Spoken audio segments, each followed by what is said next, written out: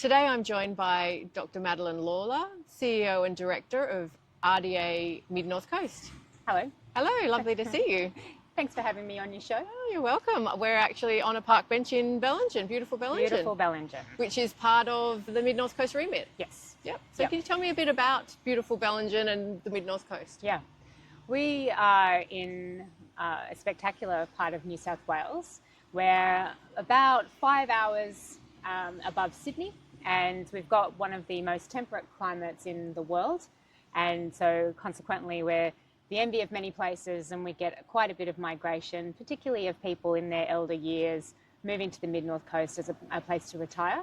But we also have lots of young families, particularly those who had the fortune of growing up around this region, who really feel like coming home and raising their children in this environment is a lovely thing to do. So it's a geography that has spectacular mountainscapes, rivers, pristine beaches. In fact, Woolgoolga, which is part of the Mid-North Coast, right up in the north part in the Coffs Harbour local government area, just won something like Australia's most beautiful beach or something like that. Yes, so I saw that. Yeah, you know, who knows about these lists, but it was lovely that Woolgoolga was on that list, and that's probably the most northern town in the Mid-North Coast region for the RDA. And we go right the way down to Hawk's Nest in the south, so just bordering that Hunter region. We also have the privilege of looking after Lord Howe Island, which is a World Heritage listed pristine island in the Pacific. And we have a whole other RDA as well, which is the Norfolk Island RDA. So we've got both of those Regional Development Australia arrangements. But it is a very big area and a big remit. How far off the coast is Norfolk? For people who don't know. Yeah, so if you're at Byron Bay and you go, if you go east, it's about 1,600 kilometres off of the coast. So it is a significant distance. Yeah. There's about 200 kilometres of international waters there, which adds to some of the complexities of Norfolk Island. But it is a magnificent place, all of its own. And yeah, so we're very lucky to get to look after it. And now you've been with RDA Mid-North Coast since 2023? Correct. Yeah. And you had spent some time in this area, in this region before that? Yeah. I was born and raised in Armidale, which is up on the tablelands. Just up the road. And it's it was very much the holidaying area of all of the people who lived on the tablelands. So we used to go to Grassy Heads and go camping multiple times a year at Grassy Heads, which sits in the Nambucca Valley local government area. And so, you know, you get to go to Coffs Harbour, which was the big smoke to go shopping, and you know, Port Macquarie cinemas. And so, you know, this was very much our holiday area, and along with, you know, everyone on the tablelands. So in terms of RDA Mid-North Coast, given it's such a big geographical region, what's the remit here for you? What is RDA looking to do? Yep.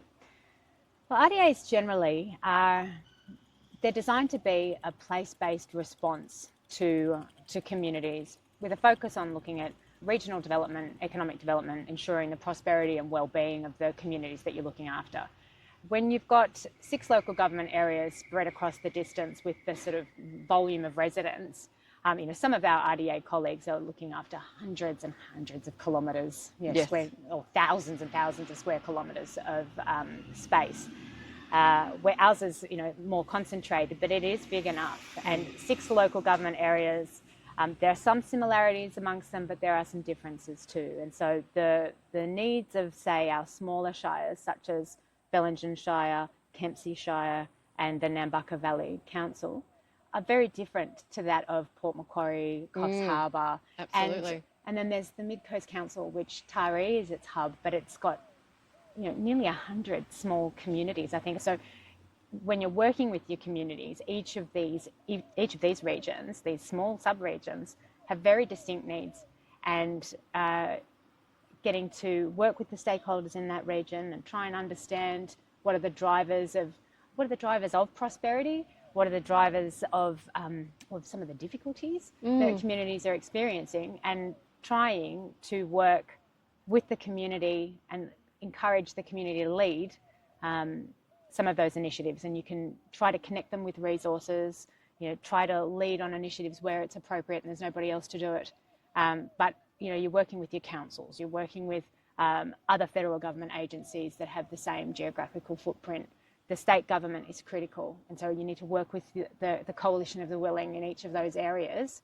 So I was going to ask, what is the number one challenge or concern or issue for the Mid-North Coast region? But given that it's so diverse, I imagine it's different things. Yeah, it is different things. And it depends on whether you're looking at sort of problem solving with the immediate challenges of some of the regions versus looking at that longer term strategic view of, these are the sorts of things that are coming over the hill at us.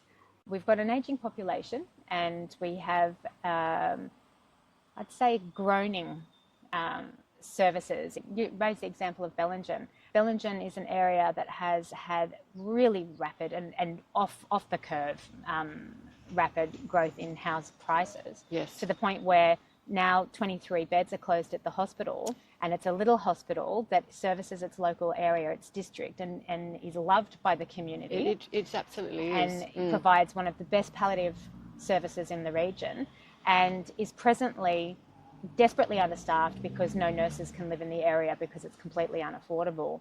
And so,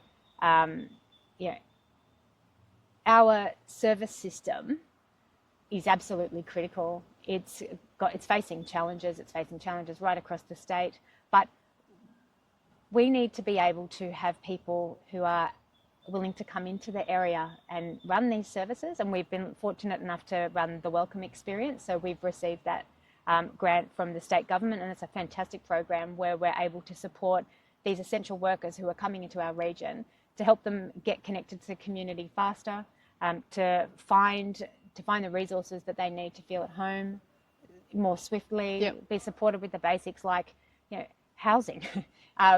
Where's their sporting group? Where's their cultural community, their church communities? Are their children, getting access to education and are in schools that are going to work for them? Partners, being able to help their partners connect into find jobs and yes. get them, into the sport that they might happen to like or whatnot. So it's a really great project by the state government, and where we've been actively supporting essential workers since October. And we're finding that a lot of the people that we're supporting are actually migrants and are coming into the region to work in our aged care sector, to work as nurses in our health system. And in some ways, I think regional Australia has a way to go in terms of being able to meet the needs of people who are coming from diverse backgrounds. But there's also, a real need for recognition that we don't actually have the people here. We do need to bring people in from the outside. Yep. And I do understand that when you've got these multifaceted pressures, like housing's really tough for people who are already here, and then you're trying to bring new people into it makes things very complicated. There's quite a lot of good news stories, though. Oh, no doubt. Yeah. So we've done a skills audit recently where we had about 160 people from across the region participate in our skills audit. And we've been looking at for want of a better word, I think it's called the skills ecosystem, and that's a technical term. We have a real challenge with the supply of people into the workforce, and I think we've got the capability of being able to do more for ourselves, despite with the challenges that we have with, say, the training environment and whether we're able to get the skills we need close enough to the locations in which we need them. So we've got that gap in terms of where skills are being taught versus where the workers need to be, and that's something that's a state-based problem. But it's really encouraging to see that if we're able to keep working together, so industry working with the training organisations, but also other intermediary organisations, not being afraid to step in and say, here's a gap, let's try and look at how we link people from school into the workforce, how we try and make some of those pathways more clear, or how we really work into our region around, let's claim back the fantastic status of an apprentice. Many people are going to be very happy in that pathway, and that our community really would like more apprentices and trainees coming in to fill some of the positions, because there are some real success stories of people who have been able to work their way through the pipeline of local businesses and end up doing exceptionally well. I just heard a story from Costa Berries of a person who started as I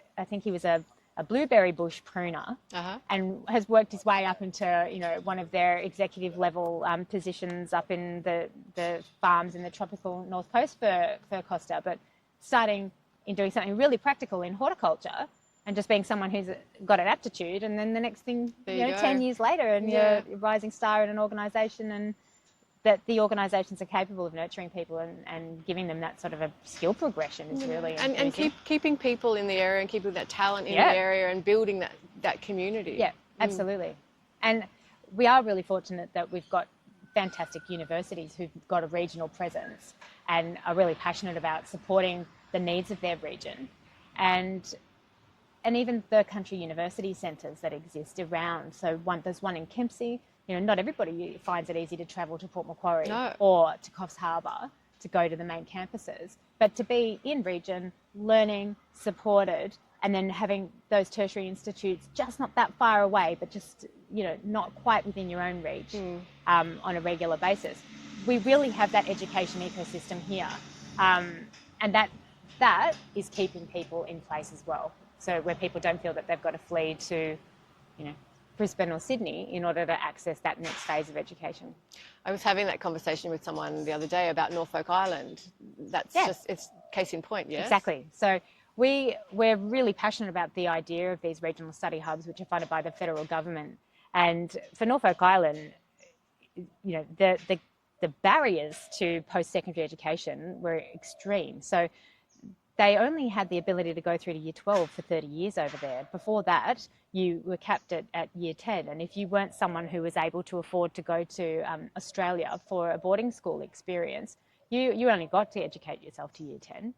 And then because they don't have a state government, there was not even a ready pathway through into the vocational education and training system, let alone access to a university. And so we put in a couple of applications. We weren't successful the first time around, but we were successful the second time around, and we've got a country university centre that's going to be established on Norfolk Island now, which means that people in Norfolk don't actually have to leave their very beautiful and very tight-knit home to have their aspirations come true.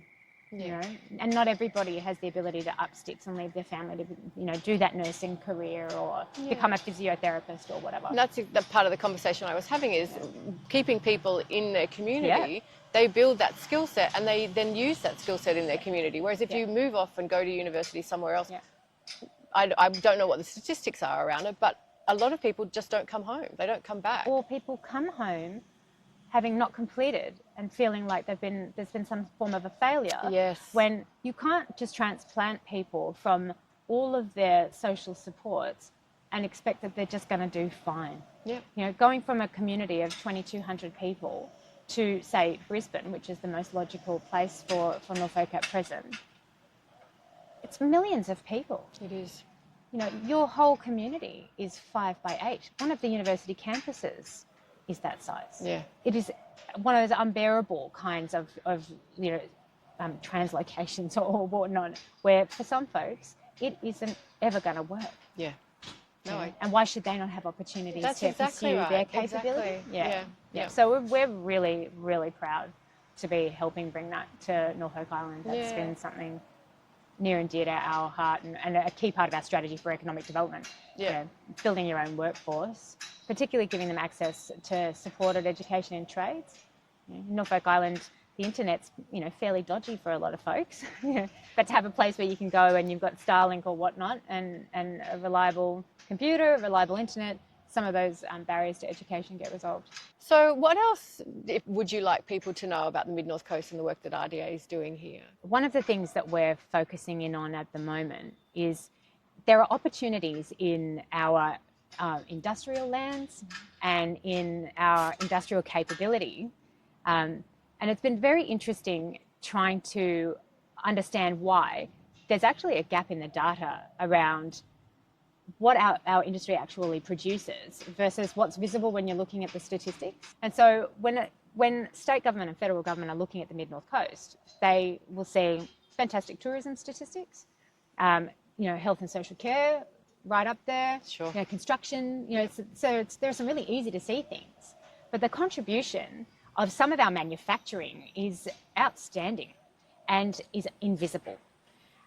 So some of our industrial capability, I think, is one of the things that gets me quite excited, and the potential of, helping people see what's possible there, the careers that are possible there, the innovation that's happening in there, the investment that's happening there. These local, enduring firms that are family businesses that have stood the test of time and have innovated and are continuing to supply the market quietly. Some components are in satellites that are going off to outer space, and people are providing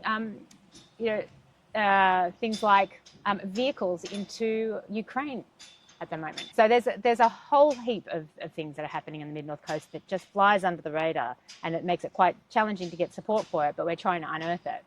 Well, I think that's a wonderful space to stop. Yeah. Thank you so much for your time today, and we'll look forward to hearing a lot more about RDA Mid-North Coast in the future.